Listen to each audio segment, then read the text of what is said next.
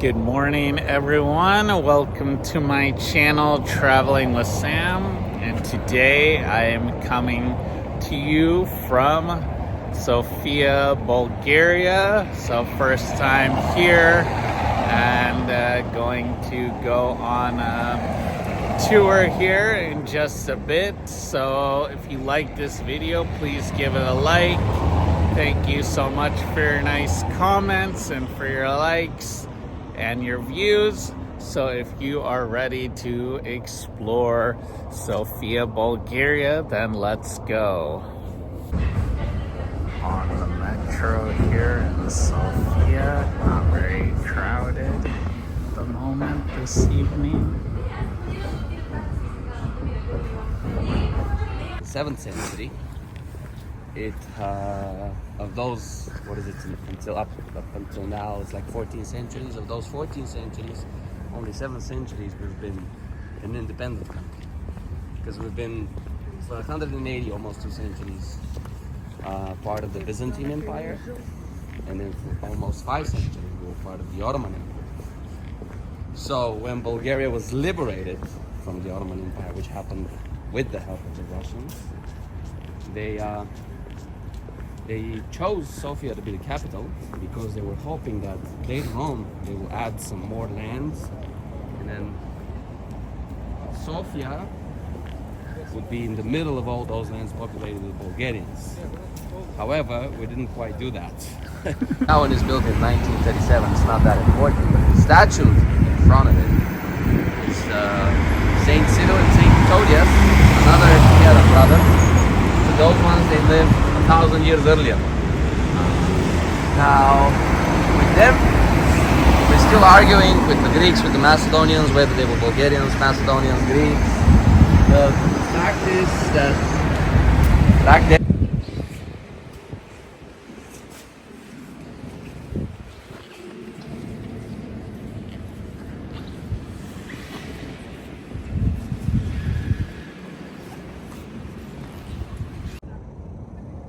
So this is like in the central square, like St.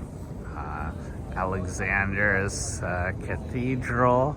So I showed you inside, pretty spectacular, and the outside is also pretty spectacular here in the middle of Sofia.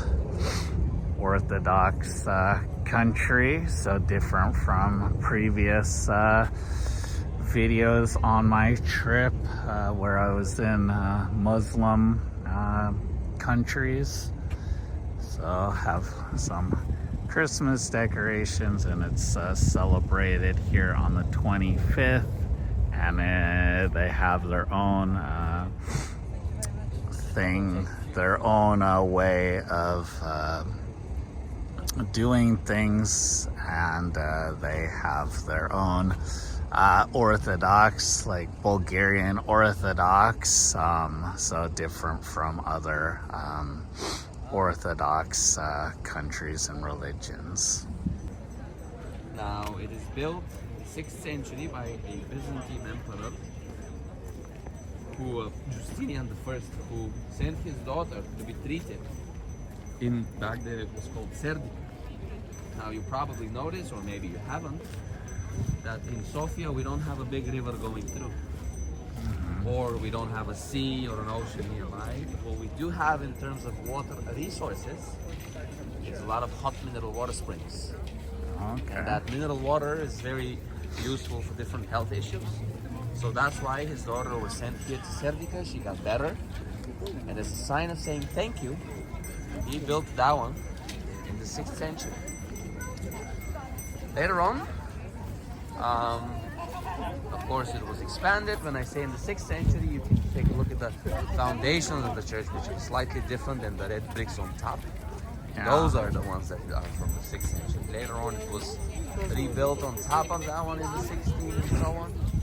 What really saved it during the 5 centuries of Ottoman dominancy here is that it was actually used as a mosque as well. Now what the Ottomans did is that some of the churches they destroyed, some of the churches they converted into mosques because it was typical, similar architecture style. Lunchtime, the Christmas market here.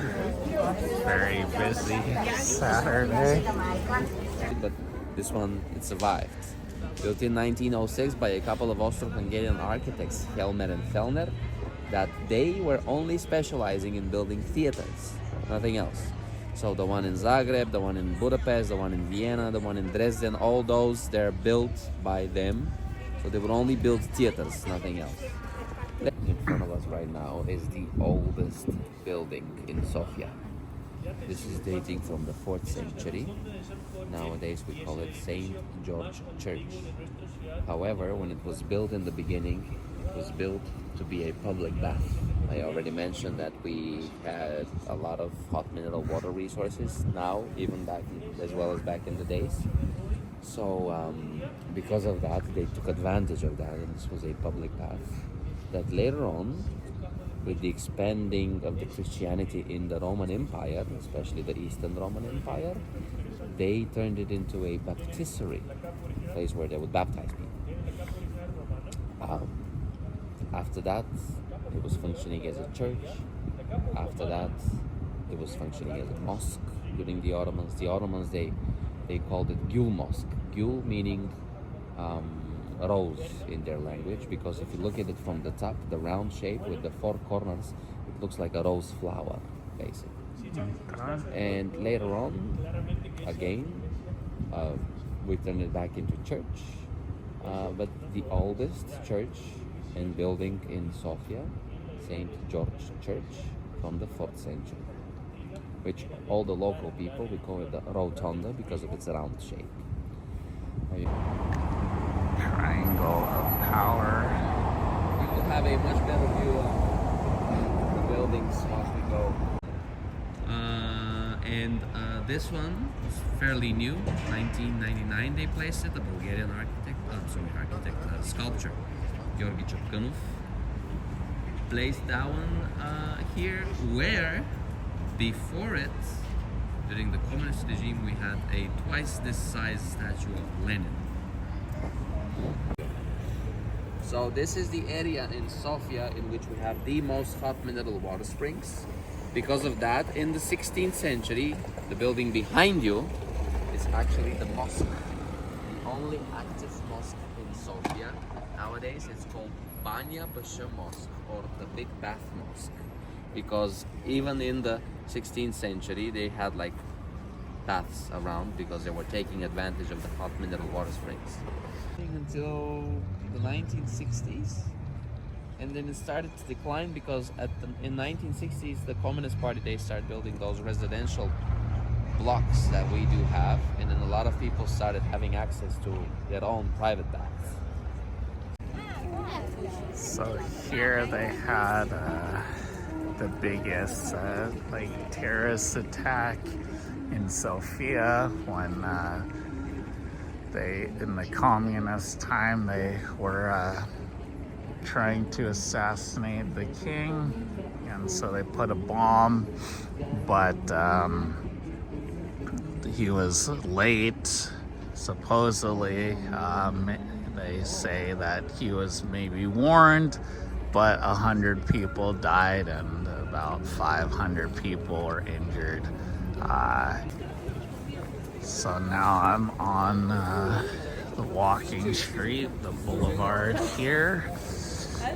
Finished my tour, which was awesome. Nick was a very kind guide and learned a lot. Saw a bunch of beautiful buildings and such like that. Plenty of places here on the walking street to eat from, so should probably grab some food and get some more energy, but just gonna walk a little bit and see what's going on and see the different options here. Some cool spaces, but it's also nice that they have like these giant windows where you're inside heated, but you also are like outside, and you can like people watch as people like myself right now walking by. So I like that concept. Here's a cute looking cafe.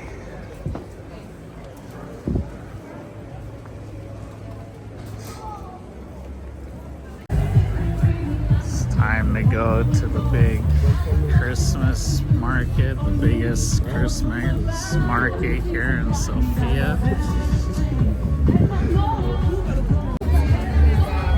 Have a merry-go-round. Bunch of people out and about, lining up to get some food and drinks all around. It is definitely lunchtime.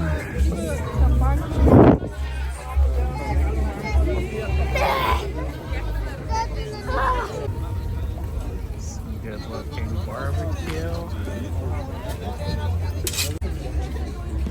Here's the art bazaar included in the Christmas market. So if you want to take a break from eating and drinking, you can buy some souvenirs. Time for some lunch.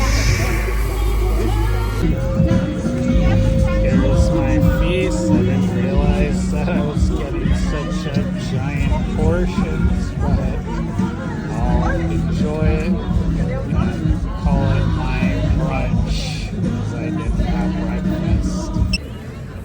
breakfast. Such a big amount, saving the rest for later, so it's like 2 for 1, so I'll have it later for dinner or maybe tomorrow as I say goodbye to the Christmas market and head back to my hotel to rest and relax and get warm because I've been outside for far too long, so I need to get my body heated up again.